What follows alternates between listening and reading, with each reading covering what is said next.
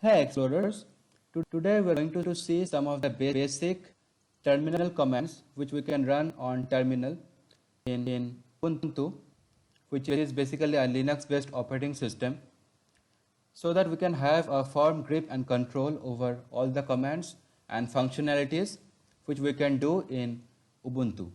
So without further ado, let's start the video.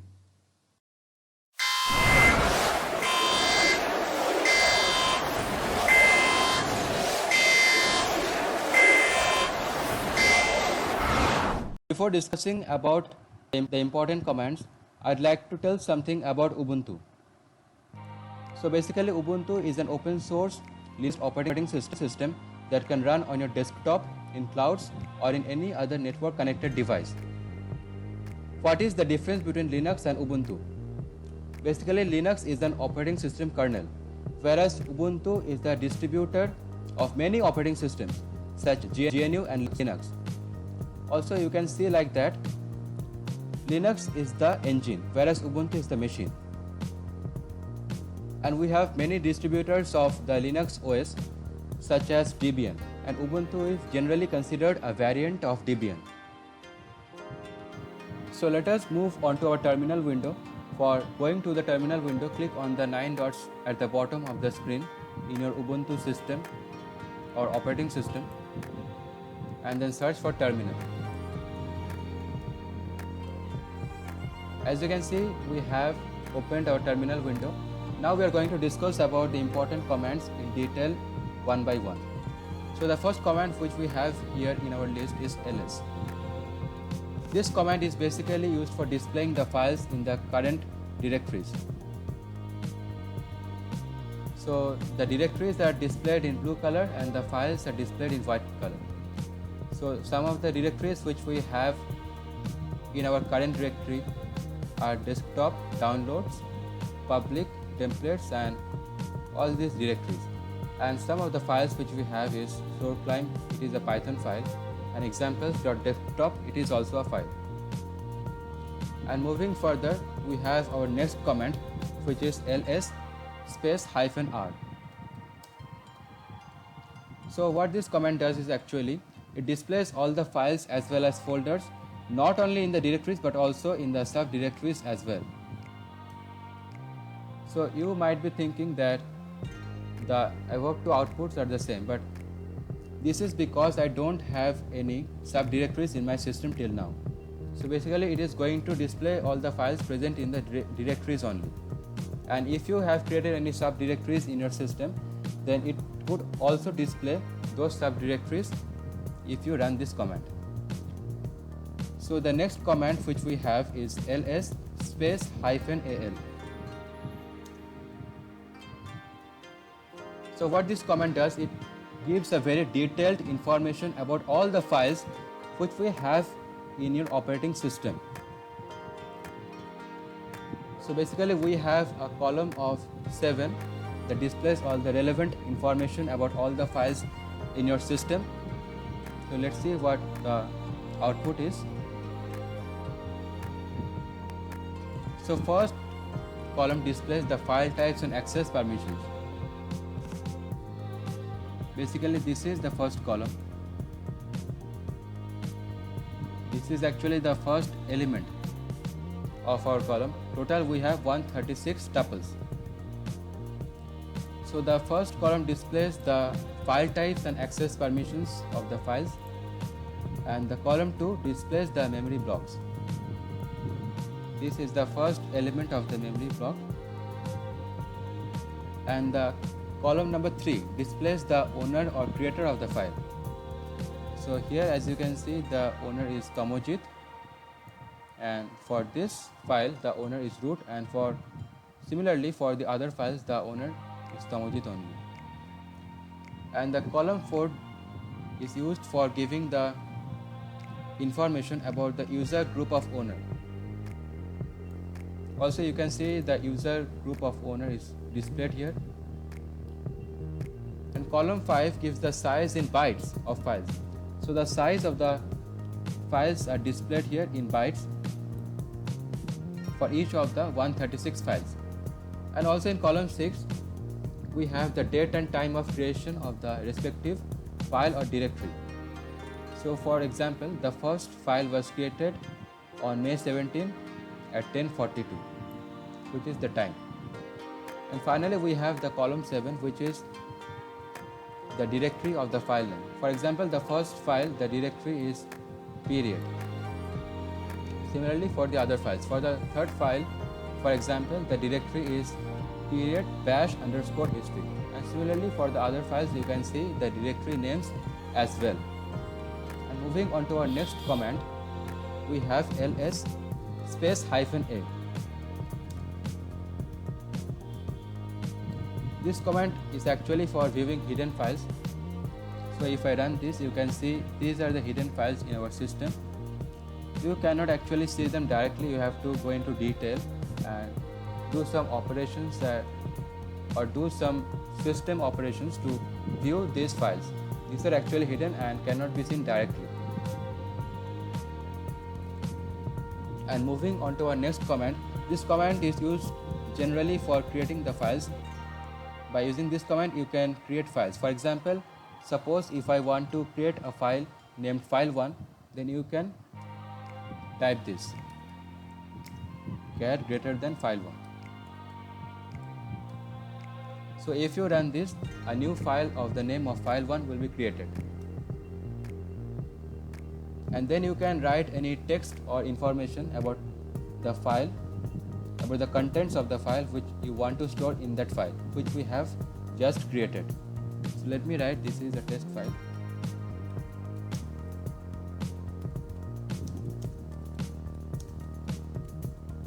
And then you have to simply press Ctrl+D. So as you can see, we had created a file with the content. This is the test file. And then suppose you want to view the file which we have created. So then you have to write cat file1. And we have the content of the file, that is, this is the test file which we have induced in the file. And suppose you want to concatenate a file with another file. So let's do that. Let me create another file to concatenate with file1.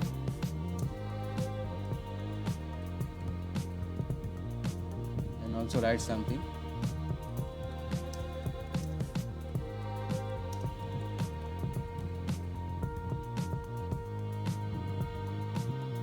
Yeah, we have created another file, and we want to create a new file containing the contents of both the file1 and file2.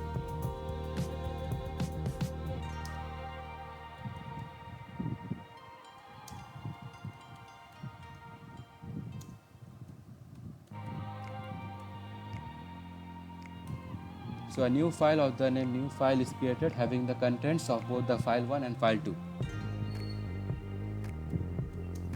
So let me see. So yeah, we have created a new file with the contents. See, this is a test file, this is another file. So the contents are concatenated with each other. And the next command which we have in our list is rm command. Suppose you want to delete some files. Suppose I want to delete the files which I have just created. So let me delete.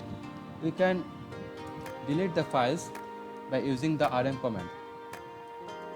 You have to basically write rm and give a space and write the file name which you want to delete. So I had deleted file1.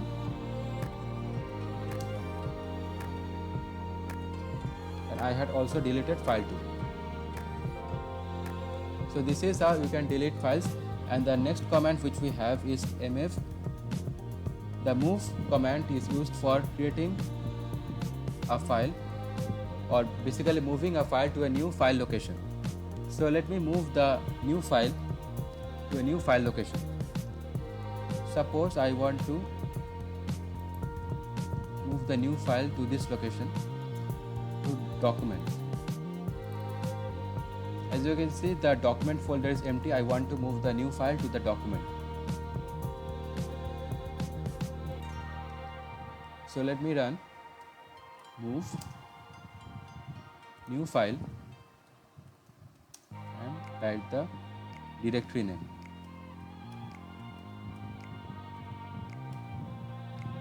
So as you can see here, the new file has been moved to the documents,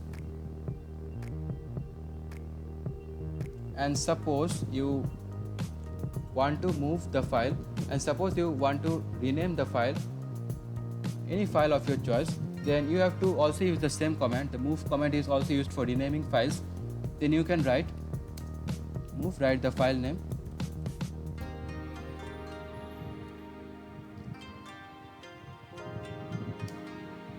and also write the new file name.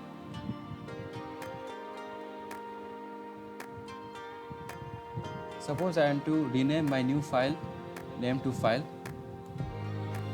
So it is saying you can get an error, no such file or directory. So actually we have moved the file in the documents folder, so actually it is not able to trace the location of the file. So for basically introducing you to the concept, let me create another file.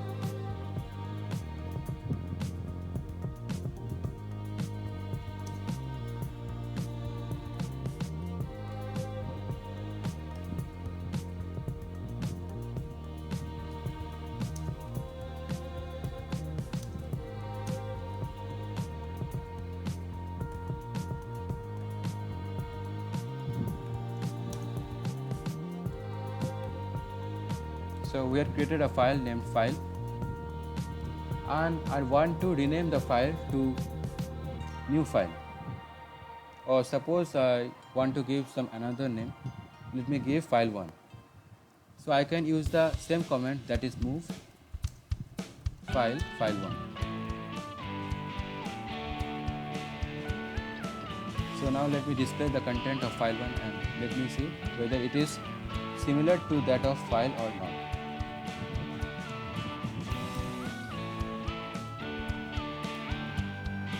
Yeah, we have got the same message, this is the file, and so we have successfully renamed the file into file1.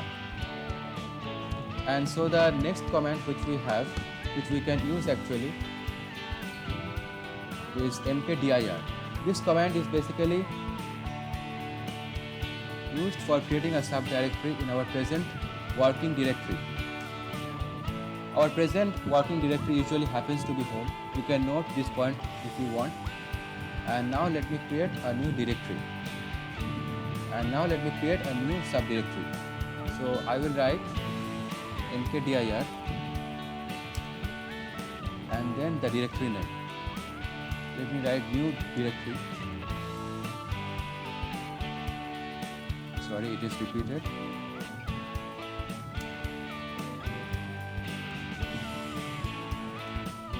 And if you run this, then it will create a new directory. I suppose you want to create a new directory at a specific location, and you don't want to by default create a new directory in the same file, that is home, in the same directory, that is home. So basically you want to create something, a new directory in, suppose, the folder called documents. So let me write the command. Again the same command is used, mkdir. And then you have to mention the path. Suppose I want to make a directory in documents, so I will write the document folder, documents, and then I will write the new directory. Let me name it as new directory 1.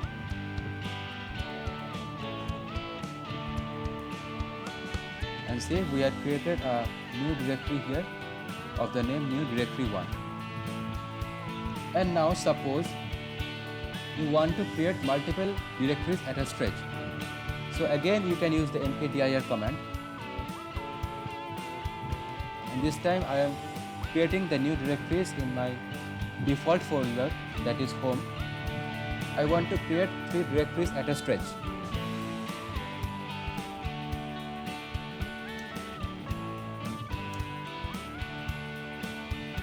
So I am creating 3 directories, dir1, dir2 and dir3. So as you can see, the 3 directories have been created. And suppose the next comment, in the next comment we want to remove directories. So basically we have created many directories till now. I want to remove the directories. Suppose I want to remove my first directory, that is the new directory, that is neudir. Then I can use the remove command, which is rmdir, remove directory.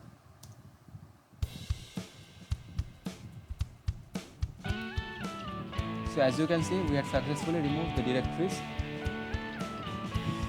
And moving forward to the next command, you can rename the directory name to some another name.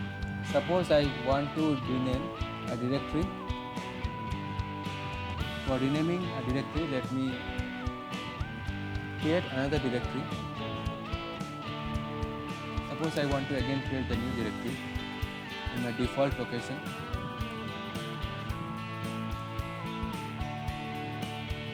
And let me rename it. Then I can use the command mv. Then I have to write the directory name, and then I will have to write the new directory name.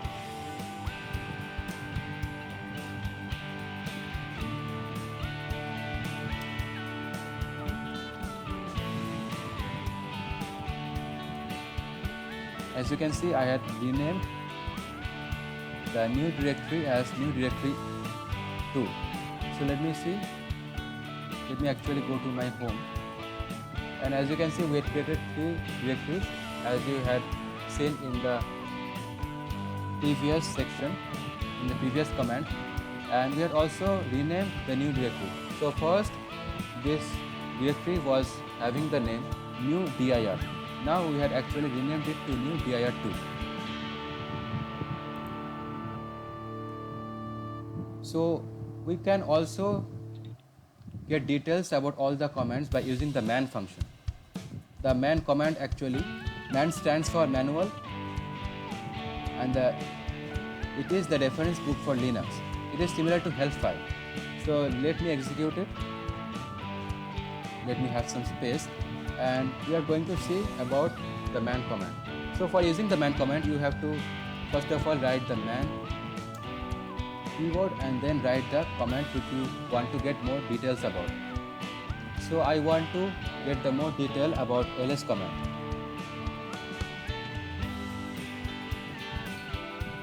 So as you can see, we have been directed to a new window actually, where all the information, all the relevant information about the ls command is given, that is name, synopsis, description, and whatever you need, and whatever the other details and specifications of the ls command you can also find here.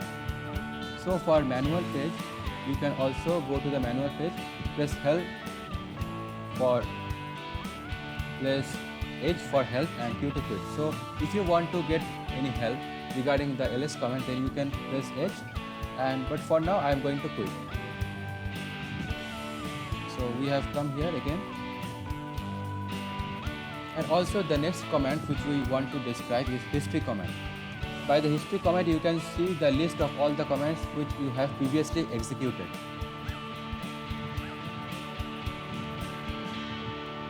So if you type this, you can see all the previously typed commands till now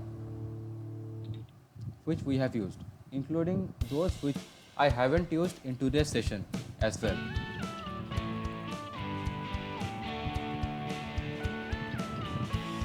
So you can use this command. It is a very important command if you want to get hold of all the previously used commands and want to do something out of it. And you can also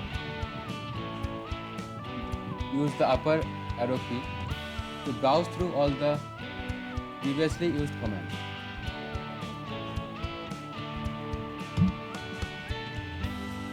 And actually we have the next command as clear, which is very simple.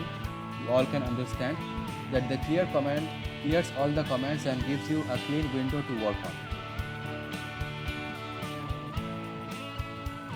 So we have got a new window here.